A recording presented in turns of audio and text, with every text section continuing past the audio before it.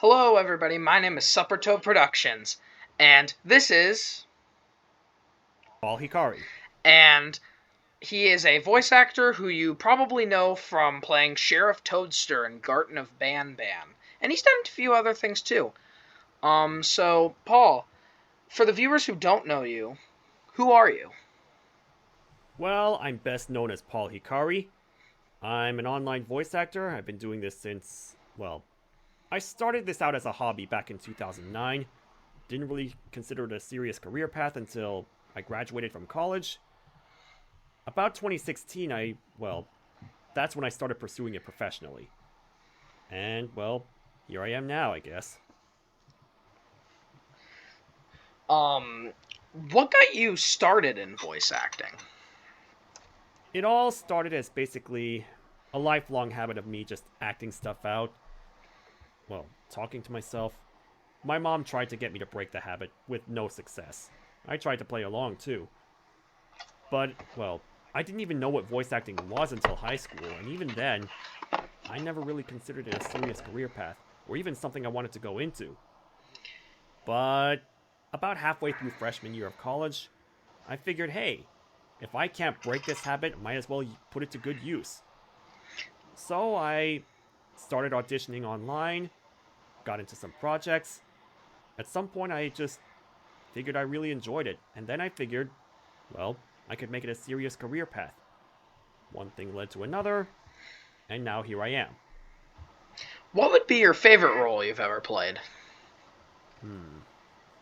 I guess I'd say the entire male cast of one of the YouTube channels I'm part of, Etra-chan Saw It. Basically, that's manga dubs, a bunch of characters acting out different scenarios, running the gamut from comedic to tragic to romantic, and everything in between. So, how did you get to know the Euphoric Brothers, the creators of Garten of BanBan? I actually auditioned for an unpaid project years ago. I was a teacher and I believe the game was called Introvert. Yeah, basically you play as a depressed teenager trying to go through high school. Well, and then, well, that was it. That was how I got to know them. How I first met them. How did you get the role of Toadster? Oh, well, years after the release of Introvert, somebody referred me. I believe it was Erin Lundquist. She plays the role of Queen Bouncelia in Garten of BanBan 4. And, well, they brought me on board. They let me audition for Toadster, and, well, now I'm the voice of Toadster. So, how was it playing Sheriff Toadster? It was fun. Definitely one of my favorite roles. Is it surreal to walk into a store or go online or and see Garten of BanBan merch with your character, like plushies and stuff? Well, I've never actually seen Garten of BanBan merch in physical stores, but it is pretty surreal knowing that it is out there now. Yeah, I've seen a few people wearing BanBan t-shirts and stuff. It's just really it's probably feels really good to Yeah, I'll bet. see your. I don't think I've actually seen any Garten of BanBan merch in person. Well, outside of my house, anyway. Yeah, because you have the Toadster plush. Yeah. This thing. Yeah, the Euphoric Bros actually sent it to me. Nice. It's nice. You just have that sitting on your desk. Mm-hmm. Nice. So what's your favorite video game of all time? I gotta go with the Soul Calibur games.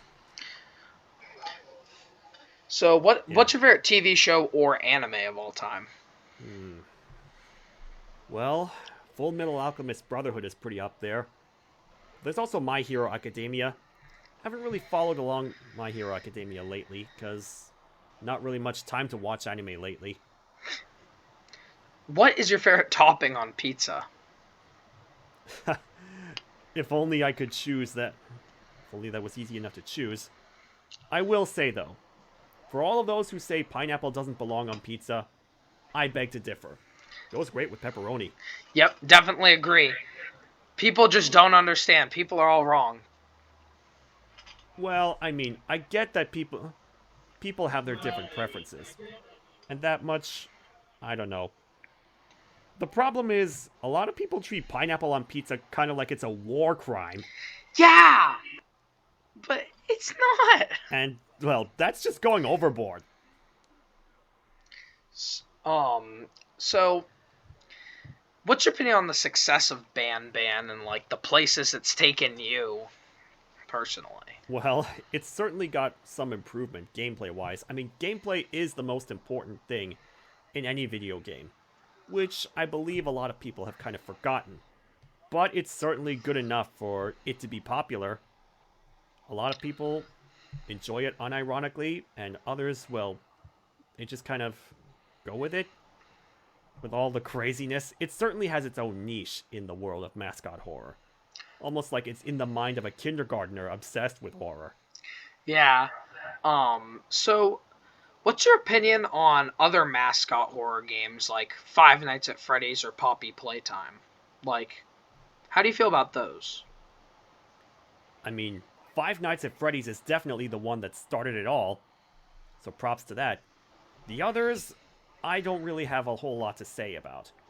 Some of them are kind of just attempts to expand the Five Nights at Freddy's universe, like the Joy of Creation or Five Nights at Candy's. I don't know. The ones that you both mentioned, actually, I don't know if you catch up with much of Five Nights at Freddy's stuff, but Scott Cawthon, the guy who made FNAF, he actually paid the creators of Five Nights at Candy's and The Joy of Creation and a few other ones to make them, like, official, and they're making, like, console ports of them now and merch. So, Ooh. and the Euphoric Bros are actually kind of doing the same thing with the Euphoric Partner Program, but they haven't done anything with that yet. I see. What's your opinion on the Garten of BanBan mobile game that just came out recently? Punch Rush. I haven't seen it, so I don't really have an opinion on it. But hey, it's nice that they're trying new things. They're trying new things. Mm-hmm. It's an interesting one. It's not well, I'd say it's unique kind of in concept, but it's not very it's one of those kind of mobile games, like Yeah. Shovelware? shovelware, I'd say so, yeah. Definitely. I'd say. So, have you played the BanBan games yourself, or do you watch people play them, or? I have not played them myself, but I have seen plenty of people play it online, like Jacksepticeye, Markiplier. My favorite's Press Start to Laugh. He's basically, well, he's playing as the player character, and adding commentary as he plays the games. Sometimes his wife joins in on it. So, what would be your dream role? Like, what's a character that you think you would fit, like, perfectly into? Like a pre-existing character. Well, as far as pre-existing IPs, I don't know. I never really thought of pre-existing IPs that I'd want to go into, except for maybe Soul Calibur. I think I'd do pretty well as Nightmare. I'm not too familiar with Soul Calibur, but I'll have to do a little bit Yeah. more research. Well, Nightmare's pretty much instantly recognizable. He's the blue knight with the demon arm and the giant sword with an eyeball. He's pretty much the mascot of the series. Do your impression of him. Let me see. Uh, let's see here. Let's see. Oh yeah. Blood, darkness, come unto me. You did a really good job. Thank you. So, um, In BanBan 7, the trailer for it, Toadster's sad. Like visibly he's the first one that's like changed. Why do you think that is? I don't know. I mean, last we saw of him in Garten of BanBan 6, he was chasing after one of the naughty ones who was carrying off Banbalina. Yeah. So it could have something to do with that.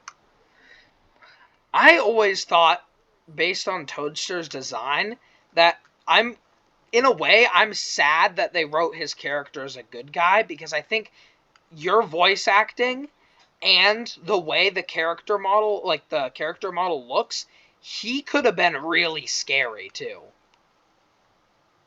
Yeah, he could have been. But that would have been too predictable. Yeah, actually. I think as a good guy he fits too. Don't get me wrong. I think he's the only character that fits for both. Because there's a few characters that they've tried to make good guys, and they just keep flip-flopping characters around. Like how BanBan kind of starts as a bad guy, whacks you on the head in Chapter 2, and then he's like, all of a sudden, your best friend. Or at least he regrets, yeah. kind of the monster that he was. Yeah, because he switches. Like, his character actually has an excuse. That was a bad example. But they do that kind of, like, switching characters back and forth. What's your favorite role in BanBan that's not yours? I gotta go with Bitter Giggle. Yeah, Ty Coker absolutely nailed the part.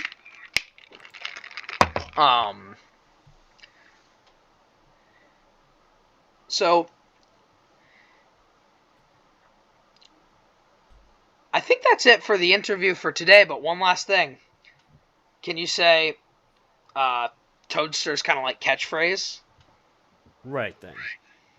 Prepare to get toasted! Thank you everybody for watching. Thanks for having me here.